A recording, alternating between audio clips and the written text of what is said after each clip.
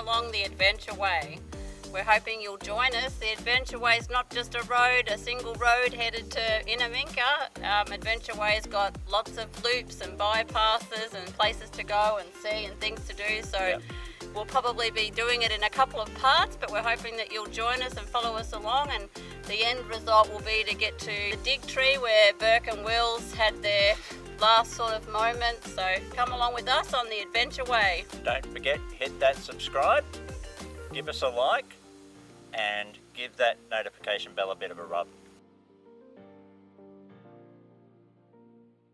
Currawinya shearing shed and complex. So I guess these are the shearing quarters. So we'll go and take a look at these. Oh, it looks like it's all caged, so we can't get in. Obviously they keep the vandals out because people can't help themselves but to smash stuff. So unfortunately we can't have a look, but I'd say these are all the single quarters for the shearing hands when they were working on the station. I'd say this is the leading hands or the head shearing manager's cabin. A few remnants here, the old cooking pots, stainless cast iron cooking pots there. Hand shears there.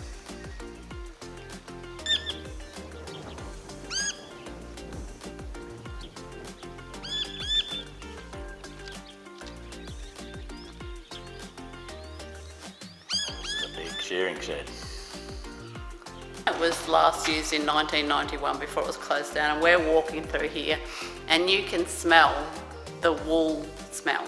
You can smell the oil from the wool still, and that's like, how many years is that? 30 years? When shearing it started by hand clippers, then it moved to engine driven, belt driven shears. This would have been an old single cylinder diesel engine, would have been belt driven. There's a belt going up there. And it would run all the shearing machinery. We've got a sharpener for the shears here, which is also belt driven. So that's one of the shears that they would have sharpened on here. Or part of a blade shear. Or top blade. So the belt come up to here from the engine downstairs, and it would run along this shaft and power all of these shearing machines. Right, so what happens is the sheep are all rounded up and they're out in yards outside. They then filter the sheep up into these yards that are down here. The sheep are then in these there's little back pens in the back here waiting for the shearer to come through and pick them up. These would have been these doors, just barn doors. Go in there, you grab your sheep, drag your sheep back out. You're putting your sheep here, and then you've got your shearing implement, and then away they go and shear all the sheep. Usually take off all the dags first, so they dag them first, get rid of that because it's rubbish basically, and then they take off the fleece.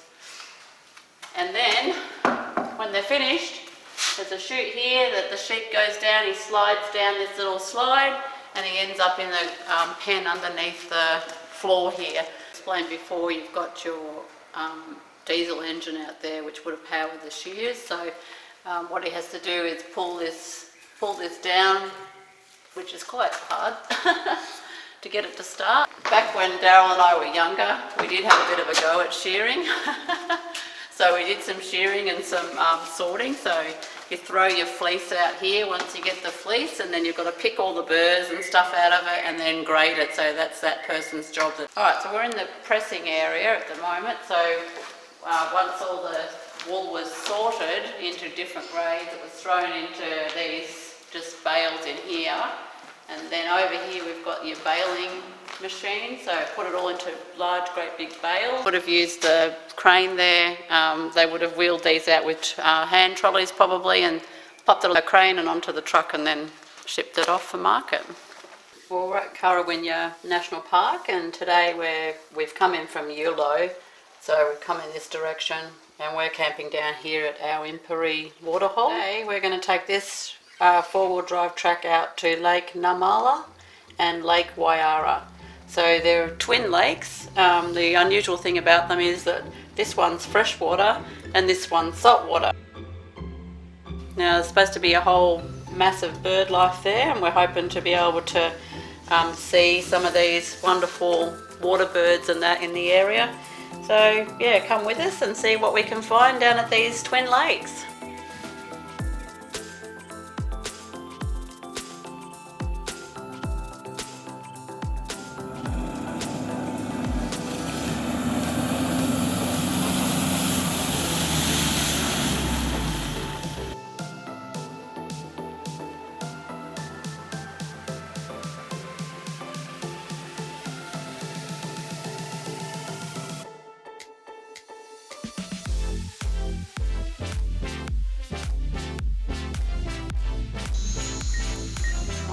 certainly a big lake. So this is the fresh water one, Lake Numalla. So it's almost just like a beach. Beautiful sand, lots of water. How's the water? It's a little bit cool, but I think once you're in it, it'll probably be alright. Off you go then. It's not freezing. I'm getting in today. Is it a bit cool?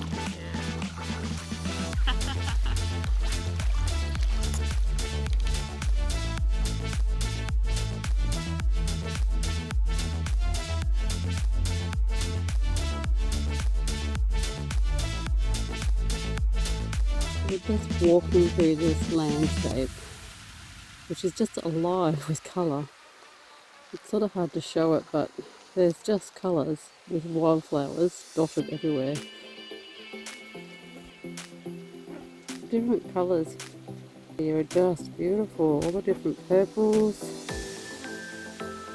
And the aroma is just amazing, like the smell is beautiful.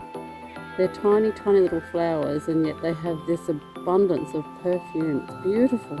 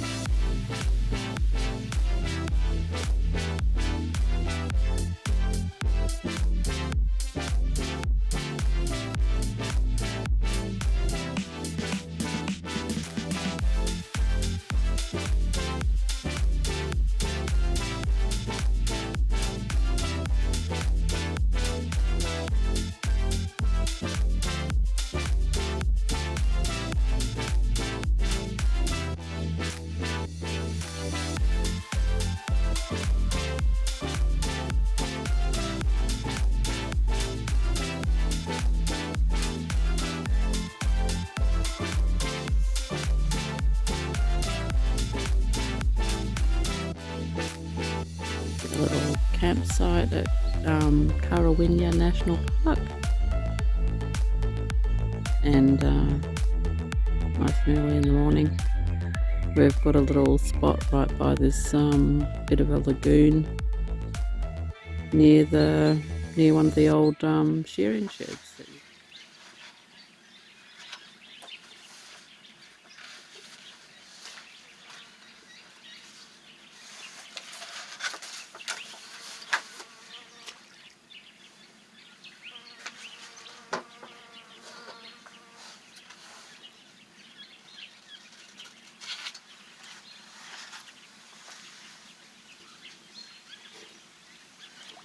What have we caught?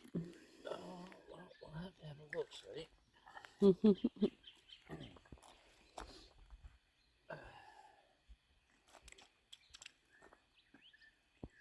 Ooh.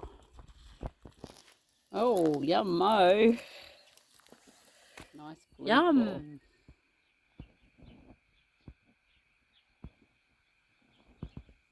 Today we're going on this little journey, so we're hoping to come around on this big circuit here.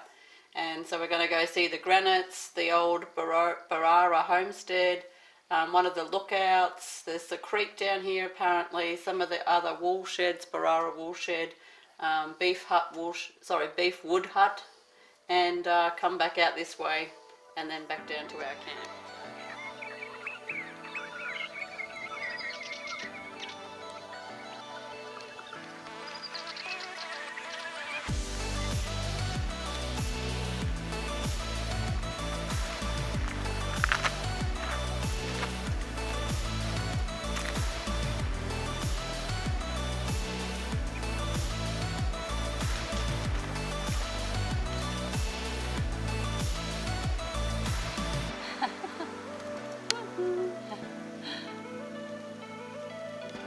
Between the boulders a little bit here, and I've found about half a dozen goat or sheep carcasses. Look closely at the flowers. All these ants have climbed all the way up here to eat the nectar from the flowers.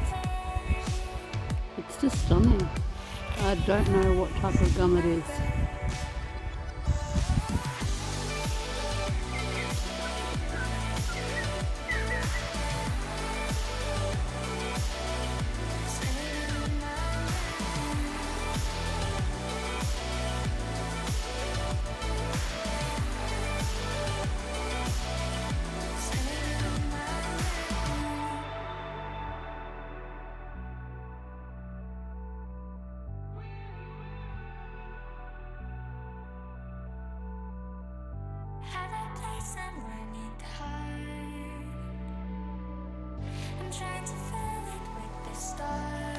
So we're about to head up to Bajiti Lookout. Bajiti were the local Aboriginal people who used to live in this particular area.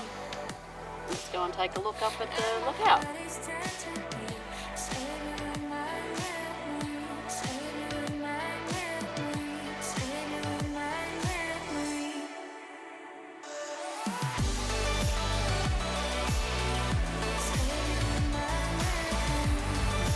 We're Wilka Creek Circuit that we're following, and we've come in a little bit off the road and we can see all this water here.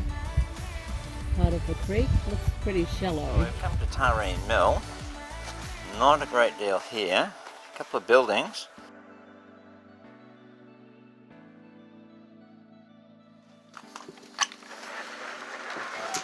Room structure here. What have we got in this one? Oh, hello. I was going to have a go at the bed, but it's a bit uncomfortable. The old windmill out the back.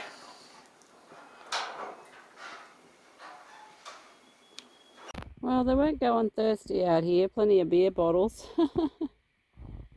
This is a different type of dunny. Made out of a 44-gallon drum. So here's another hand-dug well. Looks like it could be artesian spring-fed. It's got a big pipe down it. But quite a lot of salt around, so not sure on the condition of the salty water. It is salty? No. No? We've made it to Wyara woolshed, and we're going to have a bit of a look around and see what we can find. What do you reckon about this? Good fixer-upper, right? I reckon there might be some parts in there we could find for the Nissan. This shed's set up a little bit different to the last shed that we went into, but the principle's still the same. All the sheep would have been brought up onto these. You can see the machinery up the top there, and they were being shorn, and the wool would have been dropped down onto this lower deck and sorted, baled and put onto trucks.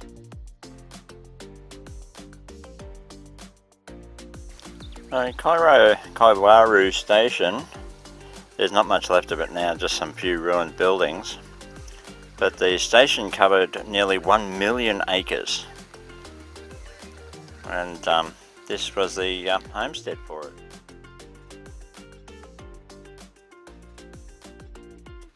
Here's a look at the rammed earth. It's very, very similar to mud bricks.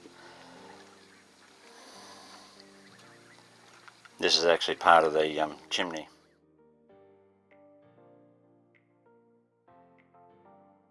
I got an old Lister stationary engine here, and well, to me, looks like some sort of compressor. And this hut here would have been food storage. Just a larger version of the meat safes that we've seen on previous parts of the property. Hard to believe that sitting underneath all this cracked dry mud is billions and billions and billions of life waiting to just for the waters to come down and the rain to come down and for it to teem with life again.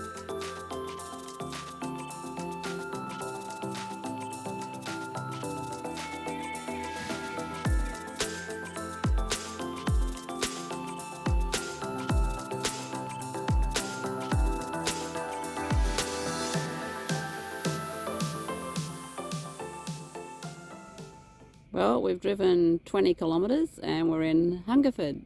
Apparently the population here is 6, so we're going to go and meet all the locals. Alright, well, we came out of Currawinya National Park and we've arrived at Hungerford. We thought we'd do a night here. This is the little caravan park in Hungerford. Now, it's a really great little caravan park. It's $10 a night for 2 people, which is pretty awesome. You get for that, you can have power. There's 4 sites with power. You get a hot shower, you get a flushing ceramic dunny, and you can wash your clothes for free. This is Royal Mail Hotel in Hungerford, and been here since 1874, and was once a staging coach stop off. So when they came through the border, which is just down over there, and closed because of COVID, something we haven't seen in many years, a lot of years actually, where such tight restrictions are on our borders, and something new for us all to adapt to.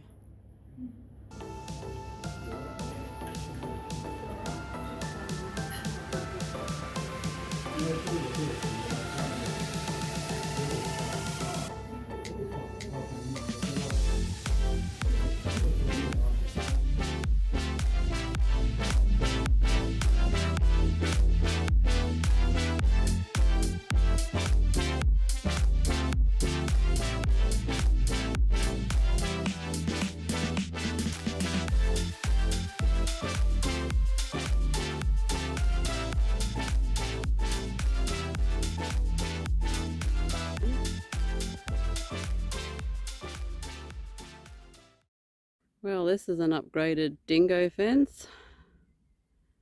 Have a look how far that's straight. Come across this stumpy tail lizard. All these big large scales, and his tail looks a bit like his head. Things that we did before we left was to put this foam rubber all over our pipes. Unfortunately, we had this one here off our newly installed grey water tank. It was all covered as well, but it actually hangs out the side of the van normally, and unfortunately on one of the roads we've copped a big boulder and the rubber wasn't quite enough to help it, so it all got smashed again. So now we're up for some parts, and we're going to try to find something a little bit more harder to protect this particular pipe. As I said before, we did some damage to the piping on the van, so we're looking for some steel to fix it. So the local pub guy suggested we go to the local Bunnings out here at Hungerford, so here we are, local Bunnings. Pretty funny. Well, we're travelling on very corrugated and dusty roads with lots of bull dust, so part of the procedure we do now is to pressurise the van. So we've got this little pressure vent that we open up, pretty unsophisticated, easy contraption, but it does help prevent the dust from coming in so much in the van.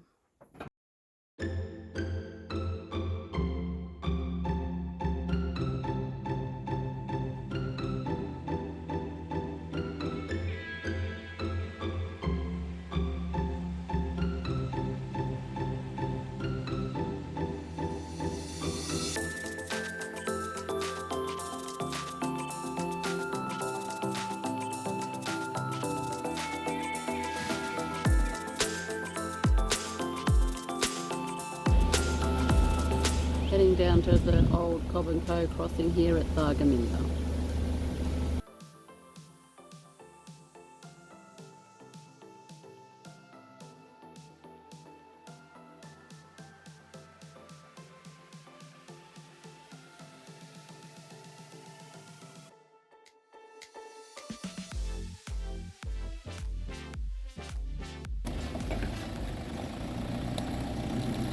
And quite a step up here. I'm not sure whether this was the way it was 100 years ago, but imagine the horses having to pull the carts up this bit. Whoop, forgot the tow bar.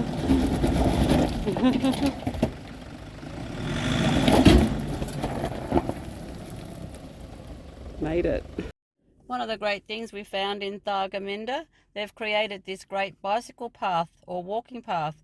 It's all concreted all the way around. It connects to all the major sites to see in the town, so you can ride your bike or walk. And it's all lit up as well, so it's got street lighting. Don't forget guys, if we're doing a good job, give us a like, give us a thumbs up, hit the notification button and give us a subscribe. We've just bought our tickets, $12.50 each to go and check out all the sites in Thargomindah Township. So this is Lee's house, and apparently it was the old printer's workshop. This piece of land was purchased for the sum of £45 in 1885. Purchased by the Thargomindah newspaper company. It's owned by Patrick and John Leahy, which is quite a good Leahy house. So we're at the old jail at Thargomindah. A couple of police cells here in the old jail, so it's like 3 cells. Let's go and check out what's in here. Oh, a couple of criminals and a cop are sitting here. Oh, what are you in for, mate? I stole a damn horse and now I have to sit here with these 2 mugs. We'll check out the last building at the police station.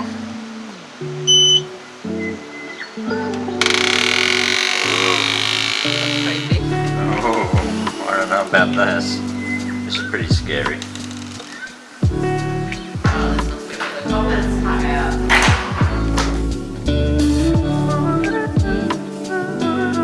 We've come to have a look at the old hospital.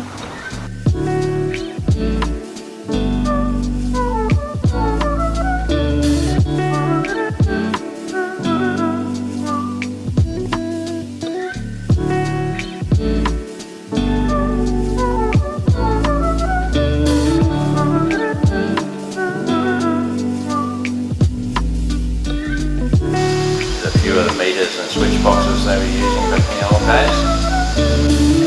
So the high pressure water from the artesian basin comes in here into this turbine that was locally built.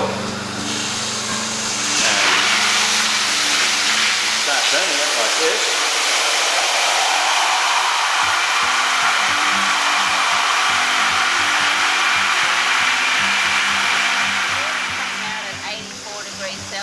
Obviously you wouldn't be able to put your hand in, so they have to cool it all to make it usable. So, you know, this is quite cool, this water that's coming out of here.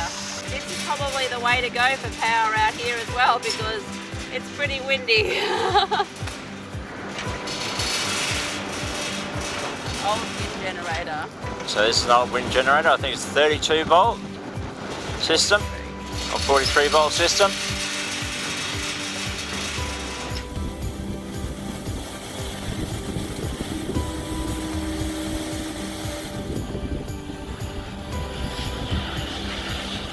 So we've been looking for a place to wash everything, and Thargomindah, a great RV friendly town really, and so they've got a whole wash down point. Pretty good, finally get all this red dust off. Even the bikes are getting a wash. Well, it's not perfect, but at least you can see it's a caravan and a car now. Go faster now. With all that dust off. All that dust, so they're less wind resistance and less weight.